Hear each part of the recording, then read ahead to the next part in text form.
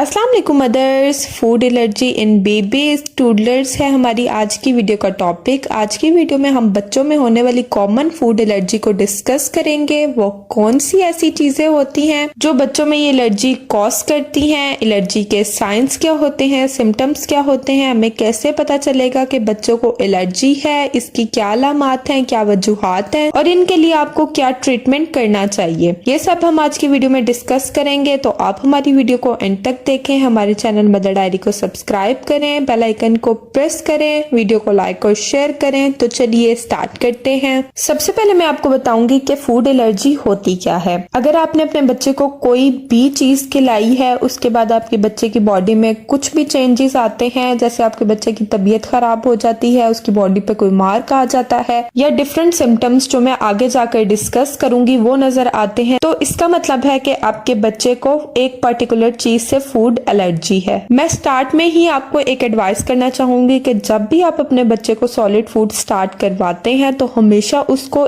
1 table spoon से ही start करें। जैसे आपका बच्चा 6 मंथ का हुआ है, आपने अपने बच्चे को सॉलिड स्टार्ट करवाया है, तो स्टार्ट आप 1 चम्मच से लें, बच्चे को बहुत ज्यादा ना खिलाएं और 3-4 दिन तक बच्चे को सेम खाना खिलाती रहें। मतलब सेम फूड बच्चे को डेली दें और 3-4 दिन बाद बच्चे का फूड चेंज करें। इस तरह से आप ये देख सकेंगे कि आपके बच्चे को एक पर्टिकुलर चीज से एलर्जी है या नहीं, या वो आपके बच्चे को सूट किया है या नहीं किया। सबसे पहले मैं आपके साथ फूड एलर्जी के सिम्टम्स डिस्कस करूंगी। फूड एलर्जी के सिम्टम्स खाना खाने के फौरन बाद ही नजर आ जाते हैं। चंद मिनटों में, चंद घंटों के अंदर ही आपको वो सिम्टम्स नजर आ जाएंगे। अगर आप अपने बच्चे को कुछ भी न्यू फूड इंट्रोड्यूस करवा रहे हैं तो इन सिम्टम्स पर नजर रखें, जैसा कि खाना खिलाने के फौरन बाद ही बच्चे को उल्टी होना, मोशन होना, बच्चे की जिल्द पर सुर्ख दाने आना या बच्चे की जिल्द पर बहुत ज्यादा ईचिंग यानी खारिश होना, बच्चे के चेहरे, जुबान या होंठों में सूजन नजर आना, बच्चे को बहुत ज्यादा मतली होना, बहुत ही ज्यादा स्वेर किस्म के मोशन होना, बच्चे को खांसी होना, उसका जिस्म कपकपाना, सांस लेने में दुश्वारी होना,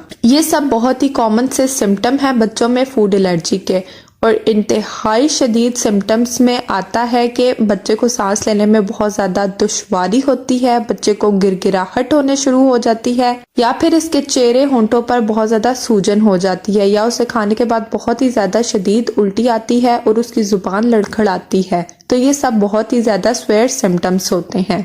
अब मैं आपको बताऊंगी कि बच्चे में कौन सी टॉप कॉमन चीजें हैं जो बच्चों में एलर्जी कॉज करती हैं। कुछ खाने की चीजें दूसरों के मुकाबले में ज्यादा एलर्जन हो सकती हैं। जैसा कि इन 8 के बारे में ये कहा जाता है कि बच्चों में मुमकिना तौर पर 90% तक एलर्जिक रद्द अमल इन खानों की वजह से ही होता है। नंबर 1 इज गाय का दूध, नंबर 2 इज अंडे, नंबर 3 इज मूंगफली या पीनट से बनी हुई कोई भी चीज बच्चे को देना, नंबर 4 इज अखरोट, बादाम या नट्स वगैरह, नंबर 5 इज मछली, number 6 is shellfish, number 7 is soya, number 8 is गंदम। एक रिसर्च से ये बात पता चलती है कि जैसे ही आपका बच्चा सॉलिड स्टार्ट करता है तो एलर्जी का बायस बनने वाले खाने अगर आप उसी टाइम पर इंट्रोड्यूस करवा देती हैं तो बच्चों में उस चीज की एलर्जी के चांसेस कम हो जाते हैं। अगर आपको यकीन है कि आपके बच्चे को किसी खाने से एलर्जी है तो इस बारे में आप अपने डॉक्टर से भी कंसल्ट कर सकती हैं। यहाँ पर मैं आपको कहना चाहूंगी कि जैसे ही आप अपने बच्चे को सॉलिड फूड स्टार्ट करवाती हैं वैसे ही कुछ ही महीनों के अंदर आप अपने बच्चे की रोजमर्रा की खुराक में डिफरेंट फूड उसको इंट्रोड्यूस करवाएं। जैसे माँ का दूध हो जाए, फार्मूला मिल्क हो जाए, अनाज हो जाए, सब्जियां हो जाए या फिर फल, सब कुछ आप अपने बच्चे को खिलाएं। अब मैं आपको बताऊंगी कि अगर आपको अपने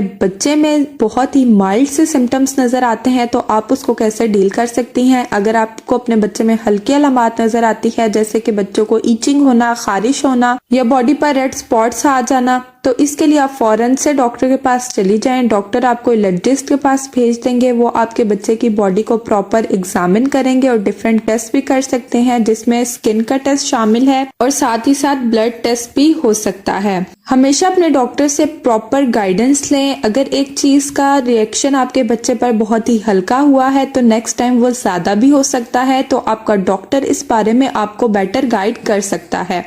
यहाँ पर मैं आपको एक बात बताना चाहूंगी कि कुछ एलर्जी वक्त के साथ खत्म हो जाती है, जैसा कि अंडे और दूध की एलर्जी अक्सर बच्चों में देखा जाता है कि जैसे जैसे वो बड़े होते हैं उनमें अंडे और दूध की एलर्जी खत्म हो जाती है। बहुत ही स्वेयर ये देखा जाता है कि बहुत सी एलर्जी ऐसी होती है जो कुछ पर्सन्स को अंटिल डेथ रहती है, यानी कि पूरी जिंदगी उनके साथ वो एलर्जी चलती है। Next one is family food allergy connection. अगर पेरेंट्स को किसी चीज से एलर्जी है तो ये जेनेटिक भी हो सकता है कि आपके बच्चे को भी इस चीज से एलर्जी होने का खतरा बढ़ जाता है। हालांकि ये यकीनी नहीं है। अगर आपको एलर्जी है तो इस चीज के 50-50 चांसेस हैं कि अगर आपके पेरेंट्स को किसी चीज से एलर्जी हो तो आपको भी उस चीज से एलर्जी हो सकती है। यहाँ पर मैं आपको ये कहना चाहूंगी कि जिस चीज से आपको एलर्जी है, बच्चे को सॉलिड स्टार्ट करवाते ही आप 3-3 दिन के डिफरेंस से बच्चे को वो चीजें देकर चेक करें कि आपके बच्चे को उस चीज से एलर्जी है या नहीं है। अगर आपके बच्चे को उस चीज से एलर्जी है तो बच्चे को वो चीज अवॉइड करवाएं। नेक्स्ट में आपको या नहीं है, अगर आपके बच्चे को उस चीज से एलर्जी है तो बच्चे को वो चीज अवॉइड करवाएं। नेक्स्ट में आपको ये कहना चाहूंगी कि अगर आपके बच्चे को किसी चीज से एलर्जी है, एज अ पेरेंट आप उसके लिए क्या कर सकते हैं। सबसे पहले तो आप अपने बच्चे को कुछ भी न्यू इंट्रोड्यूस करवाएं तो वो उसको इंडिविजुअली इंट्रोड्यूस करवाएं, यानी कि कोई भी चीज उसको किसी और चीज की फॉर्म में ना दें जिसके अंदर वो चीज शामिल हो। जैसे कि अगर आपने बच्चे को एग इंट्रोड्यूस करवाना है, आप एग की जगह उसको पैन केक दे देती हैं कि पैन केक के अंदर एग है, इस फॉर्म में दे देती हैं, लेकिन आपको ये नहीं पता होता कि बच्चे की बॉडी पर पैन केक के कौन से इंग्रेडिएंट ने एलर्जी रिएक्शन किया है। ऐसे ही अगर आप उसे अलग से एग देती हैं, उसको एलर्जी हो जाती है, तो इसका मतलब ये है कि आपके बच्चे को एग एलर्जी है। आपने नेक्स्ट टाइम से उसे अवॉइड करना है। तो जब भी बच्चे को कुछ न्यू स्टार्ट करवाएं तो हर चीज उसको इंडिविजुअली दें। सेकंड पॉइंट इज, हमेशा जब भी बच्चे के लिए पैक्ड फूड लें या कुछ बना हुआ फूड लें, मार्केट से डिफरेंट प्यूरीज लें या कुछ भी लें, तो उसके इंग्रेडिएंट्स मस्ट चेक किया करें कि कहीं उसके अंदर ऐसा इंग्रेडिएंट तो नहीं है जिससे आपके बच्चे को एलर्जी है। थर्ड पॉइंट इज, कोई भी ऐसा पर्सन जो आपके बच्चे की टेक केयर करता है, आपके ना होते हुए बच्चे को आप किसी के पास छोड़कर जाती हैं, तो उन्हें मस्ट गाइड करें कि इस चीज को आपने बच्चे को नहीं खिलाना, इस चीज से बच्चे को एलर्जी है। ऐसा ना हो कि वो बच्चे को वो चीज खिला दें, आपके बच्चे को बहुत ही स्वेयर एलर्जिक रिएक्शन भी हो सकता है। साथ ही साथ फूड एलर्जी की सूरत में बच्चे को एक वक्त में एक खाना दें, बच्चे को हर चीज आहिस्ता आहिस्ता इंट्रोड्यूस करवाएं। अगर आप ऐसा नहीं करेंगे तो आपके बच्चे को इससे एलर्जी हो सकती है, परेशानी हो सकती है। मिसाल के तौर पर अगर आप अपने बच्चे को एक दिन में 3 नई ग़िज़ाएं खिला देते हैं और बच्चे को एलर्जिक रिएक्शन हो जाता है, तो आप ये नहीं जान सकेंगे कि बच्चे को किस चीज से रिएक्शन हुआ है।